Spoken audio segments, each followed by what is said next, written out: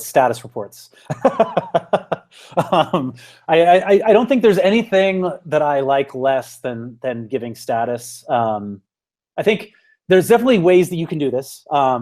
We tend to take an approach of, and we're constantly experimenting with this at Philosophy as well. But I do believe that the code that is checked into Git and the Trello board that we have, and then these artifacts like a user experience, like a user journey, personas, and a strategy, like that's the current state of the product. Like if you can't get anything from those things, you probably you need to ask like a specific question, right? And so like I just think there have been so many times, and Microsoft was probably the worst of this, but at smaller companies I've had it really bad too, where there's this meeting that lasts 2 hours, and it's basically just people going around the table and just riffing on what they've done, and not even in a stand-up way, but in like they're giving way too many details. No one needs to know most of this, right? So it's just like status reports, status meetings, anytime where like I have to try to generate one of these, it like pains me internally to actually write it. We have to do them though in certain cases, like especially in the consulting business, when we want to make sure our product owner on our like client side is successful. We need to make sure they're getting stuff that they can now show to everybody internally.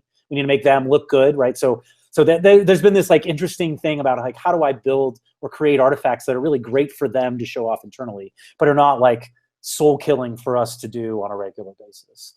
So that's maybe it. And I think like we've tried to take a different approach about it too. We have a stand up every day at Philosophy at 10 a.m.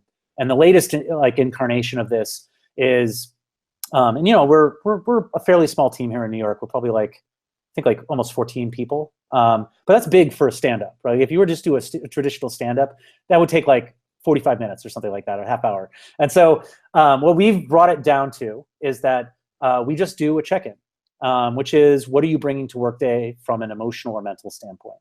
And so some of that is work. Like it could be, I've just been really thinking about getting this work done, right? But it could also be like, my kid threw a tantrum today, and so I'm like on edge a little bit. Or it could be, I had a really relaxing weekend, and so I'm just like excited to get to work. And it really allows all of us to connect, which is what those things are meant to do. It gets us all on the same page, even though we're all working on different projects, right? So maybe it's more consulting industry specific.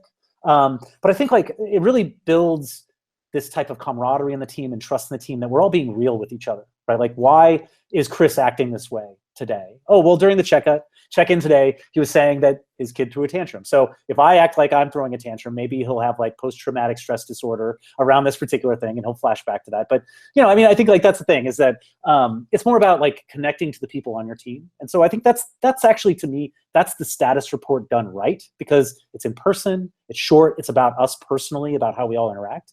But it's not about like the state of the project. You want to go see the state of project, go run the code. Like, that's the state of the project.